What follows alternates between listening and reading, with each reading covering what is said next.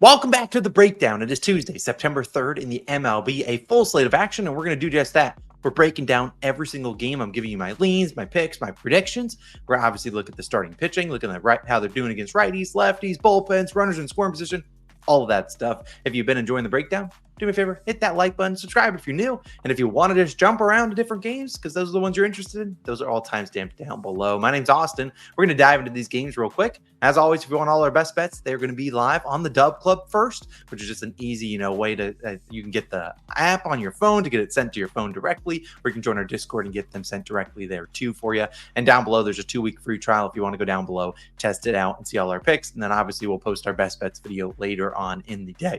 But let's dive in the games. We're going to start with the first one. White Sox, Orioles. Yesterday was an absolute blowout. Chris Flexen, and then they parlayed him with Chad Kuhl, Tuki Toussaint. I mean, the White Sox are terrible. We know that. Orioles today, we got Cade Povich on the mound for them. Nick Nastrini starting for the White Sox. I don't know how you don't want to back another over here. I mean, look, if the O's are going to continue to put up 13 runs, count me in. And Nick Nastrini is just not good.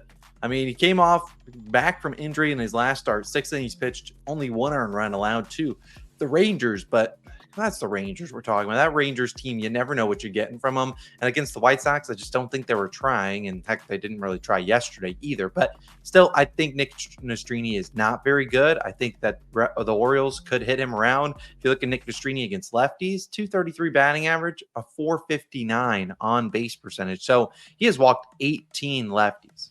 I mean, man, the guy is struggling. He has not pitched a ton this year. I do think the O's, once again, put up a ton of runs on the scoreboard. I think they cover the 2.5. I don't know if I want to trust that with Cade Povich on the mound, but I do like an over in this one once again. I think there's lots of runs. Once the O's get hot, just keep backing them. I think they're going to be putting up a ton of runs today, but I also think the White Sox could put up a couple runs. Cade Povich, not a guy that I'm too fond of. Next game, Nationals going on the road to take on the Miami Marlins. This is a game I'm actually looking at an over for our best bets. Patrick Corbin is coming off 2 pretty good starts. I mean, people have tried to fade him the last 2 starts. He's pitched well. Obviously, one of them was his last one was against the Yankees. 6 innings pitched scoreless against the Yankees. The previous one was against the Rockies. Now he goes on the road, though. Obviously, Patrick Corbin, we'll see. He hasn't pitched on the road in 2 straight starts. It hasn't been great on the road, 6.52 ERA. You see on paper, Miami Marlins pretty solid against lefties. Then on the flip side, you got Max Meyer, who I think is actually one of the worst pitchers in the league. Bro throws it right over the middle of the plate. It's like, please hit it. Dude, he just doesn't strike out a lot of guys. He is begging for hard contact. And overs in Miami have been a wagon this season, one of the most profitable bets out there. I'll probably be on the over in this game. Parlay that with 2 bad bullpens. Yeah, I'll probably be on the over at 8.5. I could see either of these teams scoring 6 or 7 runs themselves, but I also could see each team scoring 4+, and it's like a 5-4 final. I really like the over in this game. Next one, we have the Twins playing the Rays. Yesterday was a higher scoring game in this one. I mean, there were runs early. It ended up being 5-4, Twins winning.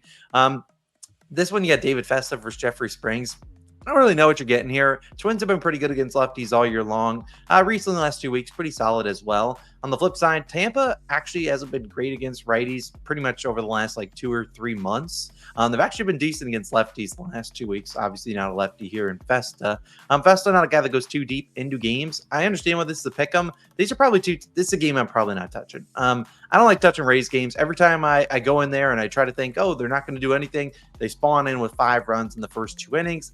I don't know. Maybe you guys have teams that you're like, dude, I can't get a beat on this team to save my life. That's kind of the Twins and Rays. You never know what you're getting from them. So I'm personally avoiding this game. Next game, we have Phillies taking on the Blue Jays. They pick them here, which is a little bit surprising given the Phillies have a much better record than the Jays. But here we have Tyler Phillips going up against Chris Bassett. Now, Chris Bassett is what he is. I mean, he's going to go out there, give up 2 or 3 earned runs. The Phillies haven't been great versus right-handed pitching and coming off a big series against the Braves. Could this be a letdown spot? I mean, they're putting Phillips out there who had a great start to the season, but has been pretty bad. They're calling him back up from the AAA. I could see that Blue Jays tattooing him for some runs.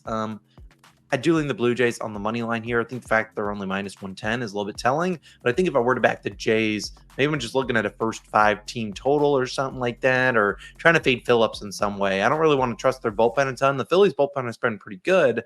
I don't know if I have a great lean in this one. I do think the Jays can put up some runs. I honestly think the Phillies could put up some runs too. 8.5, I feel like it gets close to that. Could be a 4-3 final score, or it could be a little bit more. I like runs. I just don't know if they get to the full 8.5. At least that's kind of how I'm looking at this one. The next game is going to be the Red Sox on the road again against the Mets. Yesterday, relatively low scoring game here, 4-1 final score. Mets won. So you got Cutter Crawford going against David Peterson. I have stopped trying to predict regression for David Peterson. You look at his baseball savant numbers, and you know what? I'll pull them up here. Baseball savant, it's like one of my favorite tabs. I just go to my favorites. Boom. David Peterson. He's got a 5.12 expected ERA. But you see it on the screen, 2.83. He has managed to get out of every single trouble that he's gotten into. And I don't know if he's getting in a lot of trouble today because the Red Sox have been bottom of the barrel versus lefties recently. You could look at his Ks if you want to. I mean, the Red Sox have the 5th highest strikeout percentage to lefties over the last 2 weeks. I mean, the Mets haven't been much better, so maybe Cutter Crawford can do his thing a little bit here. But Cutter Crawford just hasn't been great recently. David Peterson continues to find ways out of jams. I'm personally avoiding this game, but if you want to bet on the Mets again, I don't really honestly hate it. I just know the moment I back David Peterson, that will be when that regression comes. No, I'm not doing it. Maybe the regression comes next year. I'm avoiding this game. These are two teams that, no. Next game, Rockies and Braves. We see the biggest favorite here as the Braves are minus 400 on the money line as they have Chris Sale going against Kyle Freeland. I haven't checked the odds. I meant to check it pre-video of Chris Sale to record a win. That's kind of what I would be looking at here. I'll check them on the fly with y'all because obviously the Braves are pretty big favorites. To record a win might be too juiced. Minus 145. That's a tad juice for me.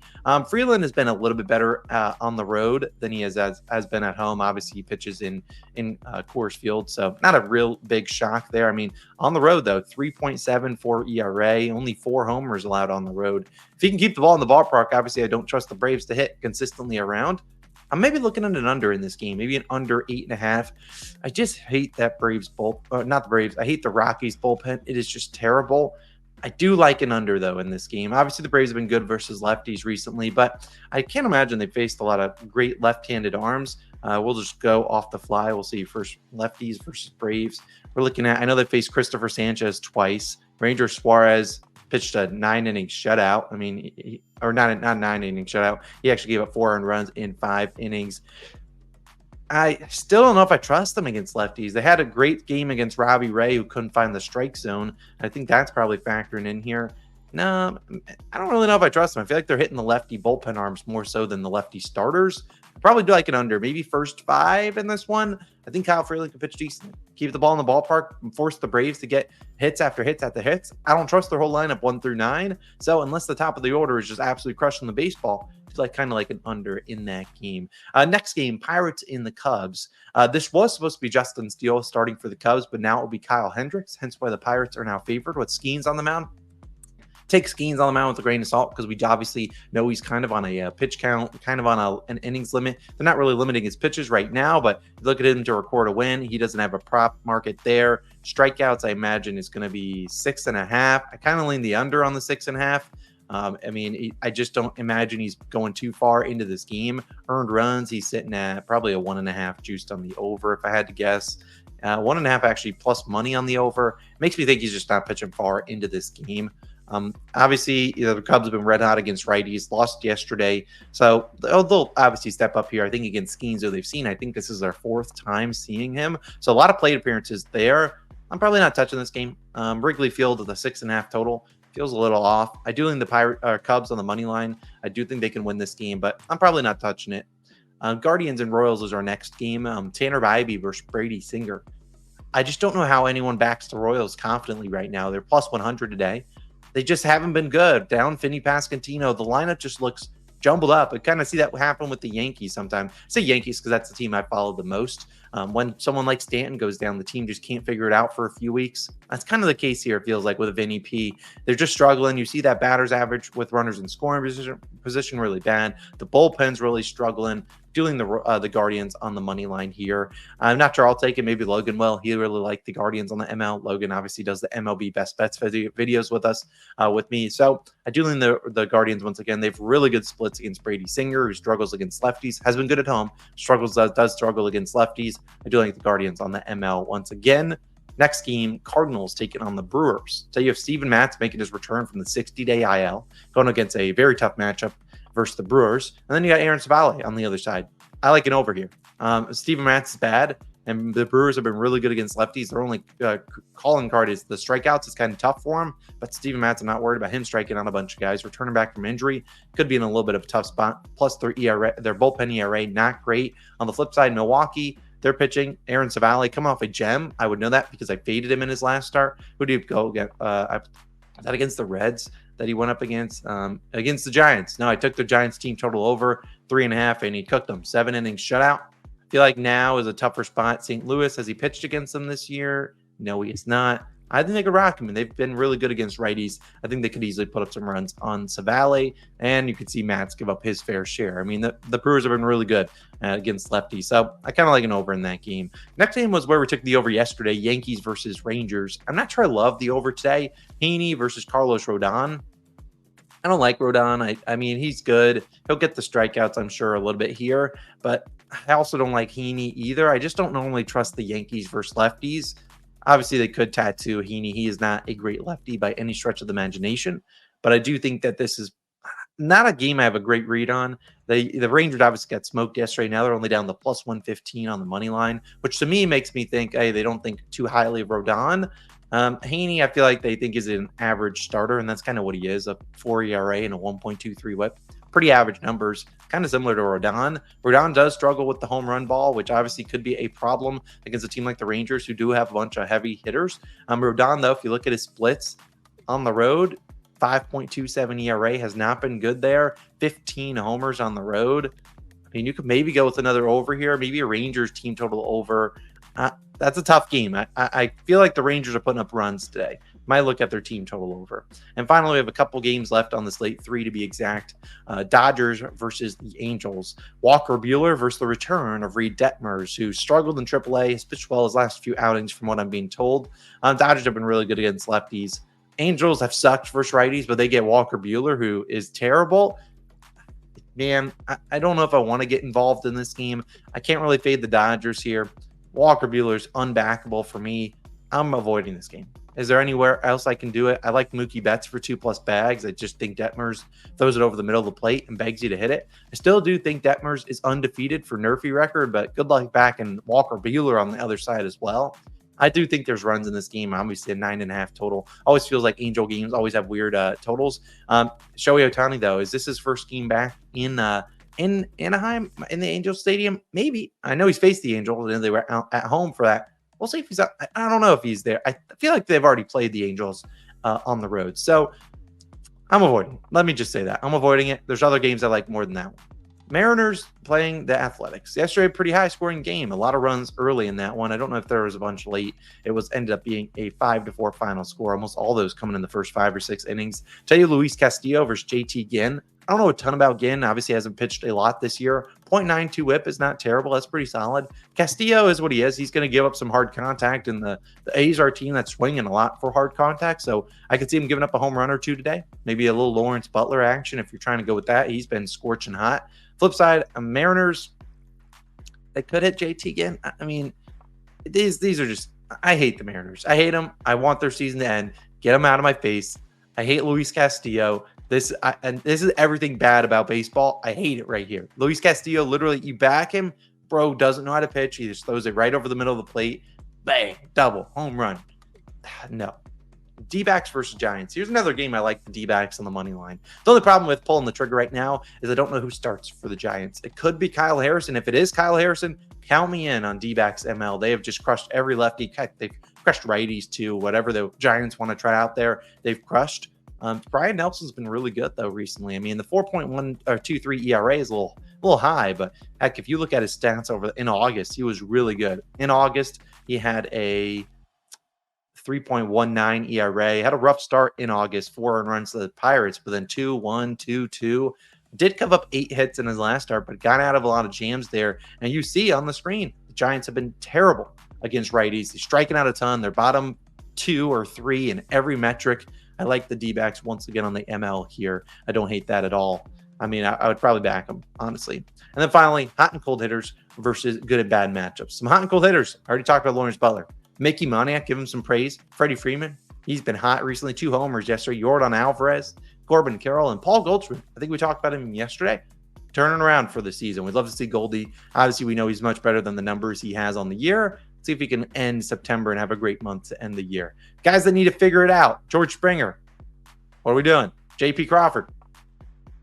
Kybert Ruiz. He probably figures it out today. And Andrew Vaughn. 0 for 22. Brother, just give me your contract. I can go out there and do that. On the flip side, Jerickson Profar 1 for 20. I don't love seeing that, but I still love him. And then Rafael Devers 1 for 17. Profar, I think, got the day off yesterday, so don't be surprised if he figures it out today. Don't know what the Padres are going to do with their lineup, though, because now Fernando is back. So maybe you go to Arise, Fernando, Cronenworth, Manny, Profar, Merrill. But then Xander Bogaerts, dude, they got a plethora of guys in that lineup. The Padres are legit with the full squad in there. They're going to be a tough team to beat. I mean, they are really good. I think Yu Darvish returns tomorrow, so we'll talk about him then. Finally, some good and bad matchups. I talked about the Guardians versus Singer. You got Jose Ramirez, 12 for 25 in there. Stephen Kwan, 2 steps below. He's 9 for 20. If you go down to the bad matchups, so Josh Naylor, not very good, though. So a little bit weird there. Castellanos, pretty good splits. Rafael Devers, does he figure it out today? And Connor Joe, I don't know if you want to back Connor Joe, but good splits against Hendricks. On the flip side, guys that have bad matchups, Rhys Hoskins, 3 homers, but 4 for 23. So I guess maybe back for a homer, maybe swinging for the fences against Mats. See if he's in the lineup. Juan Soto, not great splits against Heaney. Alec Boehm, same thing versus Bassett. Marcell Ozuna, not great versus Freeland. And then Stanton, 1 for 6 with 5 walks. Heaney maybe pitching around him. Stanton, I know, had his strikeout with bases loaded yesterday. I do remember that because I was on the over, and that was real nice to see. End up cashing, so it didn't matter. But those are some good and bad matchups. Maybe throw those guys in parlays, or maybe fade those guys that are on the bad matchups. Do what you want. My name is Austin. I hope you enjoyed the breakdown. A little bit shorter than normal, but hey, we're cranking through these videos. We have some NFL video dropping on the channel with all my future bets. If you've missed the YouTube shorts that I've been posting over the last 2 or 3 weeks, I'll have a full video that includes every single thing. So I'll throw those in there.